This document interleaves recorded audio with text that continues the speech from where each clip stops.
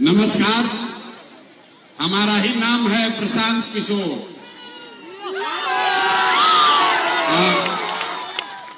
ताली नहीं खे बजावे के। हम नेता ना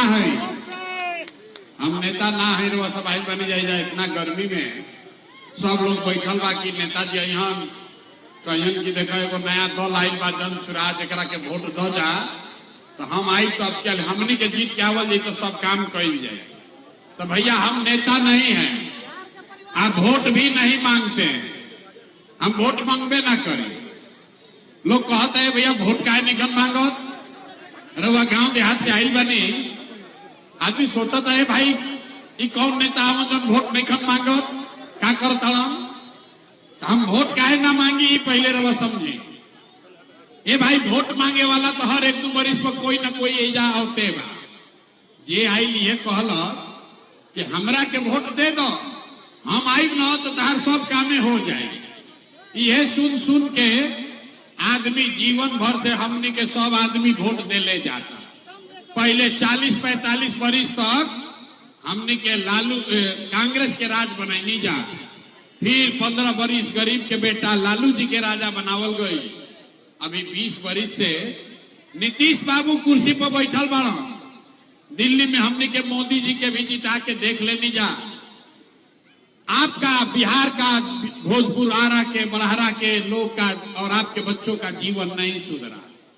तो अब आइल बाड़न कोनो प्रशांत किशोर, रउआ हमार बात सुनो आ हमरा पर भरोसा करके हमरा के वोट दे देव तो एकर का गारंटी बा कि जीतला के बाद हम रउआ संगे धोखा ना करो।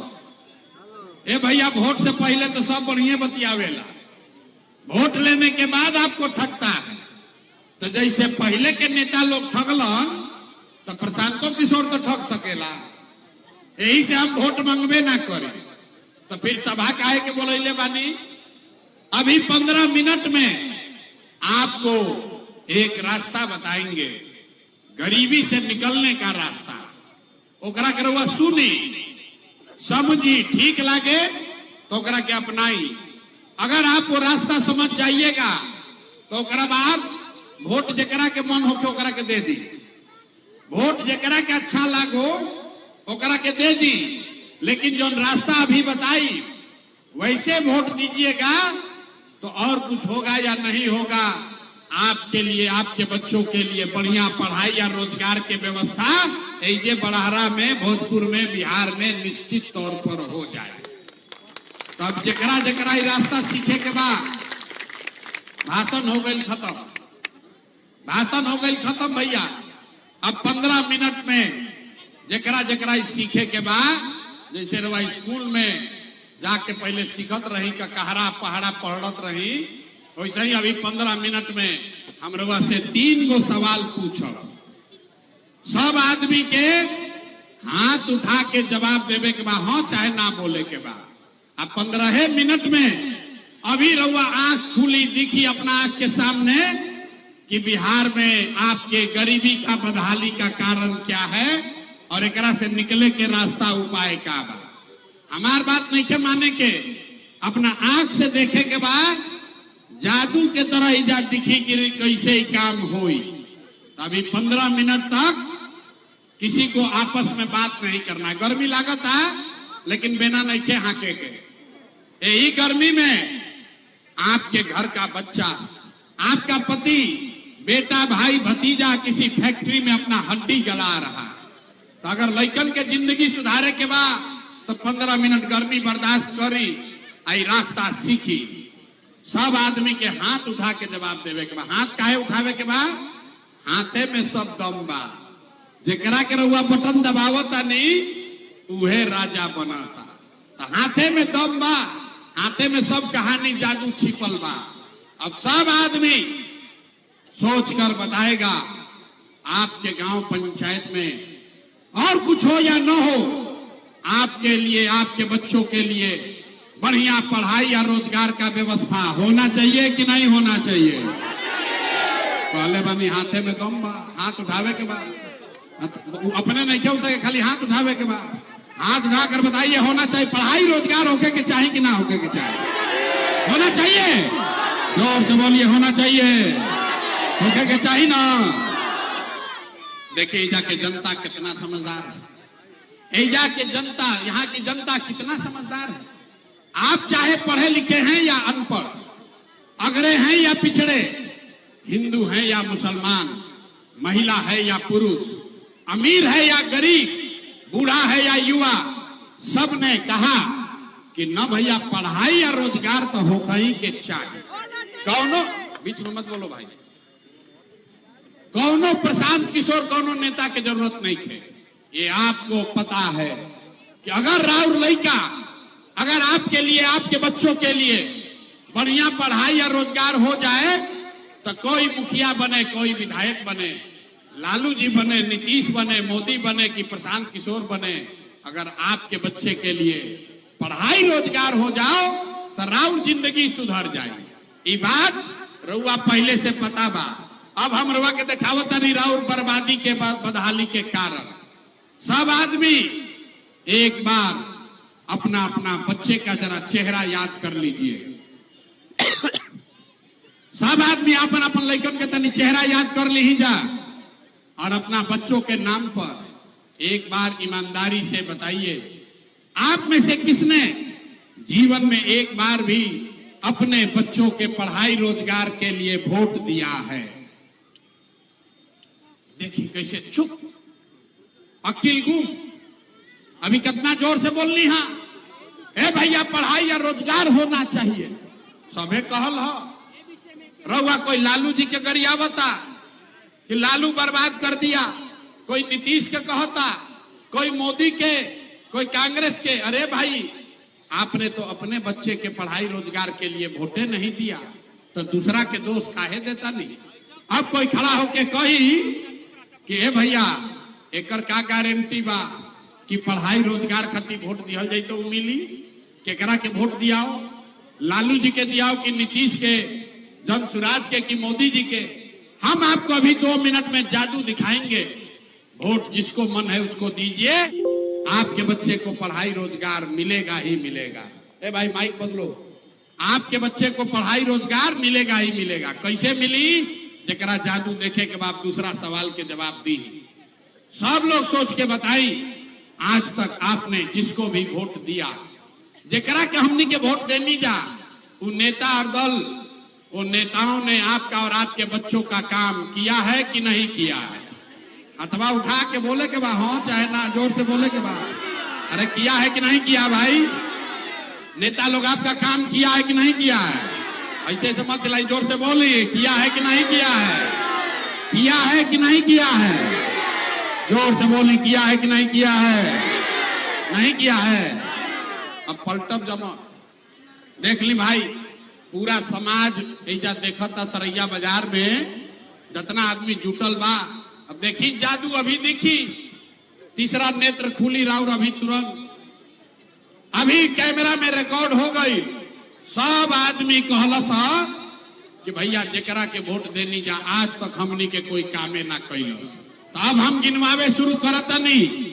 सही बोलो तो जोर से सब आदमी के हाँ बोले के बाद, गलत बोला तो ना बोलो। आज बात खत्म हुई और वह आंख के सामने दिखी कि पढ़ाई रोजगार कैसे मिली। पूरा बिहार में, सरैया में, बड़हरा में बहुत सारे लोगों ने 5 किलो अनाज के लालच में मोदी जी को, भाजपा को वोट दिया है। तब बिहार में चाहे जितना चोरी भ्रष्टाचार बा, 1 किलो चोरी करके 4 किलो अनाज यहाँ के लोगों को मिल रहा है कि नहीं मिल रहा है? आपने, हमने वोट दिया हिंदू मुसलमान बनके। सब हिंदू लोग कहे कि ए भैया हमार दशा कुछो होके, हमनी के दशा, गांव के दशा कुछो होके, पहले अयोध्या में राम जी के मंदिर बने के चाहिए। तो आपके गांव में नाली गली नहीं बना, स्कूल अस्पताल नहीं हुआ, आपको इंदिरा आवास नहीं मिला, लेकिन आपके वोट के ताकत से अयोध्या में राम जी का मंदिर बना है कि नहीं बना है? हाथ उठाकर जोर से बोलना है, मंदिर बना है कि नहीं बना है? बहुत आदमी कह के भाग, हम मोदी के ना दे, हम तो नीतीश के वोट दे। हमारा बिहार में गांव में बिजली पानी सड़क चाहिए। लालू जी के राज में बिहार में बिजली पानी सड़क ना रहे, तो नीतीश के बिहार में इसी भ्रष्टाचार वाले राज्य में बिजली के बिल 1000 आए चाहे 2000, घरे घरे बिजली आया है कि नहीं आया है? हथवा उठा के बतावत नहीं खाना आदमी, बिजली आई बा कि नहीं आई? हमने आपने वोट दिया, कई आदमी कहल ना हम तो लालू जी के वोट दे, बहुत लोगों ने लालू जी को वोट दिया। कहा कि लालू जी के राज में गरीब के, पिछड़ा के आवाज और सम्मान मिला था। तो भैया लालू जी के राज में बिजली पानी सड़क नहीं हुआ, पढ़ाई रोजगार नहीं हुआ, लेकिन गरीब को, पिछड़ा को आवाज और सम्मान मिला है कि नहीं मिला है? बोलो भाई जोर से, मिला है कि नहीं मिला है? आपने हमने वोट दिया सिलेंडर के लालच में मोदी जी को। सब है कहल कि अब सिलेंडर पर खाना बनावल जाए, तो सिलेंडर के दाम 1000 हो कि 1500, घरे घरे सिलेंडर बटाइल बा कि नहीं बटाई? सिलेंडर बटा है कि नहीं बटा है? अरे मोदी जी हतना प्रचार करता है, सिलेंडर बटा है कि नहीं बटा है? आपने हमने वोट दिया। मोदी जी का भाषण सुन के मोदी जी कहलन कि हम गुजरात में बड़ा विकास कैले बाड़न। मोदी रउआ भाषण सुननी कि मोदी गुजरात में बड़ा विकास किए हैं। तो भैया मोदी गुजरात में तो विकास कर रहे हैं, पूरा देश का पैसा ले जाके गुजरात के गांव गांव में फैक्ट्री लगा रहे हैं।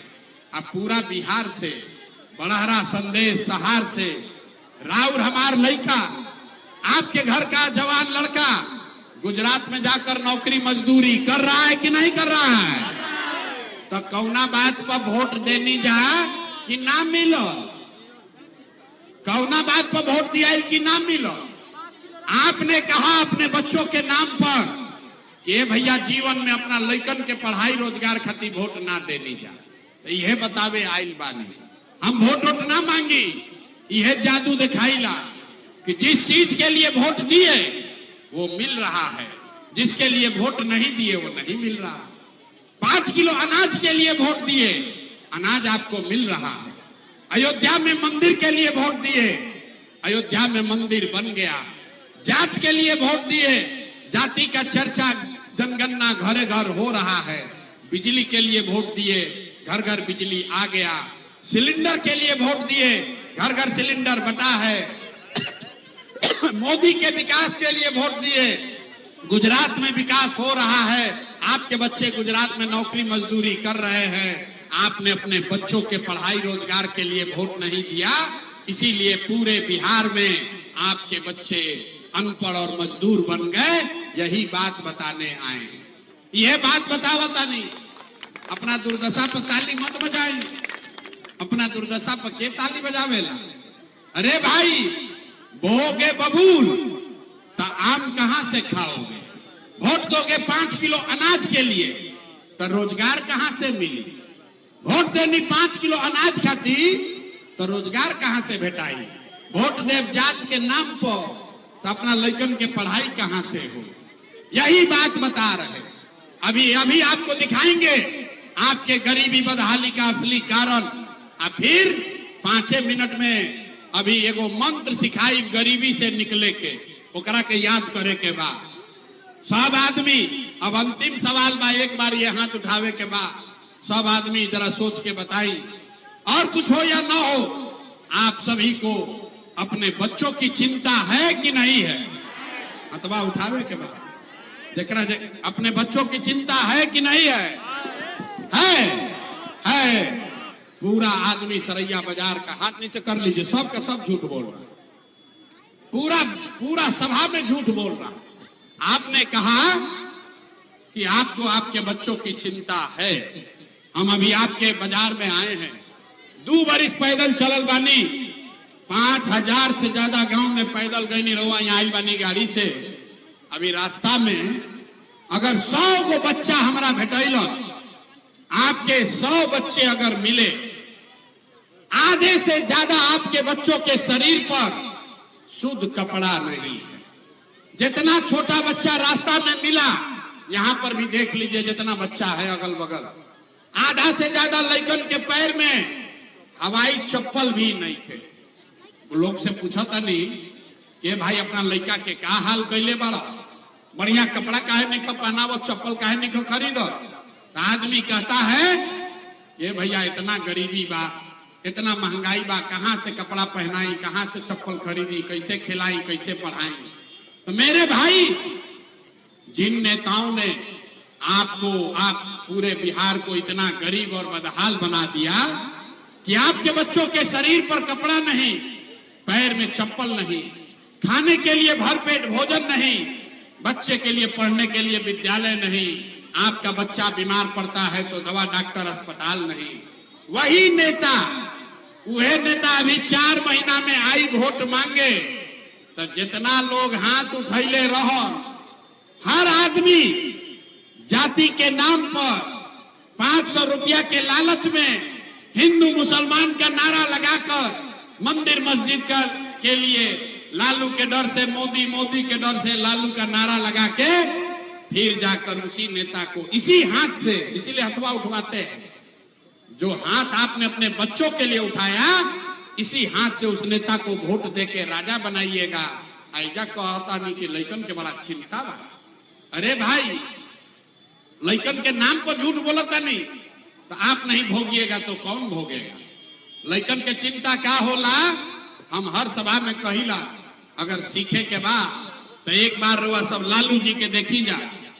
लालू जी के अपना लड़का के चिंता बा, लालू जी को अपने लड़के का चिंता है। लालू जी का लड़का 9वां पास नहीं किया, लेकिन लालू जी को चिंता है कि हमारा लड़का बिहार का राजा बने। हम ये बात कहता नहीं तो कुछ आदमी के बुझाता कि हम लालू जी के शिकायत करता नहीं। अरे ना रे भाई, हम तो लालू जी संगे काम के ले बानी, हम तो लालू जी के तारीफ करता नहीं। लालू जी इतना अच्छा बाप बाड़ो, लड़का 9वां नहीं थे पास कैले, लेकिन लालू जी के चिंता बा कि हमार लड़का बिहार के राजा बनो। और रउआ अपन दशा देखी, राहुल लड़का मैट्रिक पास कर ले, आईए बीए कर ले, ओकरा चपरासियों के नौकरी ना भइल, लेकिन रउआ ओकर कोनो चिंता में नहीं की। रउआ तो जात के झंडा उठा के घूम रहल है। ए चिंता में बानी की लालू जी तिहन की मोदी जी तिहन, नीतीश रहियन की प्रशांत किशोर रहियन। अरे भाई, कैसे सुधार हो। आदमी कहता कि भैया विकल्प ना रहे, रउआ अब एगो आइल बानी, रउआ आगे आगे चली, हमनी के सब आदमी मदद कर जाये, रउआ बिहार के सुधारी। हम आपको हाथ जोड़ रहे हैं। एक प्रशांत किशोर को छोड़िए, अगर 10 गो प्रशांत किशोर आ जाए हम, तब भी बिहार नहीं सुधर सकता है। जब तक आप नहीं सुधरिएगा तब तक कोई बिहार को नहीं सुधार सकता है। ऐसा के आदमी के सुधार ही के नहीं थे। 5 बरिस बैठ के आदमी रोता, ए भैया बड़ा भ्रष्टाचार बा, ए भैया इधर नाली गली नहीं थे, तनी सड़क बनवा दी, हमनी के लइकन के पढ़े के नहीं थे, रोजगार नहीं थे, ऐजा बड़ा दिक्कत में जियता नहीं जा, लइका बहरी कमाए गइल बा। आज 5 बरिस नरक में जीने के बाद जब वोट होगा तो ये सब बात भूला जाए। वोट के दिन याद रही, ए भाई हमारा जात के खड़ा बा, चलो करे के अब पहली वोट दिया है। वो आदमी चोर है, बदमाश है, आपके बच्चों का लूट कर ले गया है, तब भी आप जाकर उसको वोट देते हैं। तो आप नहीं भोगिएगा तो कौन भोगेगा, के भोगी। हम गौवा में चलता नहीं तो पूछी ला केकरा के वोट देले रही, आदमी कहता है भाजपा के देले रही, मोदी जी के। पूछी ला चाची का है, सुनी कहानी। गांव में आदमी कहता है बिहार में कि मोदी के वोट देले रही। पूछनी कहा है, कहा कि मोदी का सीना है 56 इंच का। सुनी, मोदी के सीना में 56 इंच के। पूछनी कैसे का हुई, कहा कि सब मियाँ जी लोग के मार के भगा दी हम मोदी, पाकिस्तान के 4 टुकड़ा कर दी हम। देखी बिहार के लोग के दुर्दशा। ऐजा सरैया के गांव में बैठ के रउआ ही बुझाता कि मोदी के सीना 50 इंच बा की 56 इंच, लेकिन आपन लइकन के खैला बगैर सीना सिकुड़ा के 15 इंच भइल बा। वो आदमी खे नहीं खे लौकत तो रउआ ना भोगब तो के भोगी रे भाई। यही बात बताने आए, वोट वोट नहीं मांगते। अब रउआ के एगो रास्ता बता, हम जानते नहीं कि रउआ सुधरब ना। कई आदमी कहता है भैया ना ना अब चले रउए संगे रहो, हम जानते नहीं रउआ सुधरब ना। अरे जो लोग अपने बच्चों का कष्ट देखकर नहीं सुधरे, जब रउआ अपना लइकन के कष्ट देख के ना सुधरनी, आपन कष्ट से ना सुधरनी, तो प्रशांत किशोर के भाषण सुन के रउआ सुधरे वाला बानी। अरे आप सुधरने वाले नहीं हैं।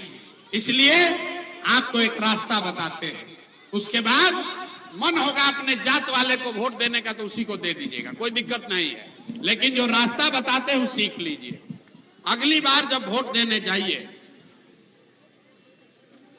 अगली बार जब वोट देने जाइए, पहला संकल्प लीजिए कि जिन नेताओं ने बिहार को लूटा है, जिसने आपके बच्चों का हक मारा है, आपके बच्चों के पेट पर लात मारा है, जिसने बिहार के बच्चों को अनपढ़ मजदूर बनाया है, आपके जाति का हो या धर्म का, गांव का हो या दल का, उसको वोट नहीं देना है। तो हर आदमी जकरा जकरा बात बुझाई लो के हाथ उठाई, अब संकल्प लेकर बताइए। जिन हथवा सबके उठावे कौन ने बिहार के आदमी सुधरिया ना, जिन नेताओं ने बिहार को लूटा है उसको वोट दीजिएगा कि नहीं दीजिएगा? मुंह से आवाज नहीं निकलो, जोर से बोलिए, देव कि ना दे?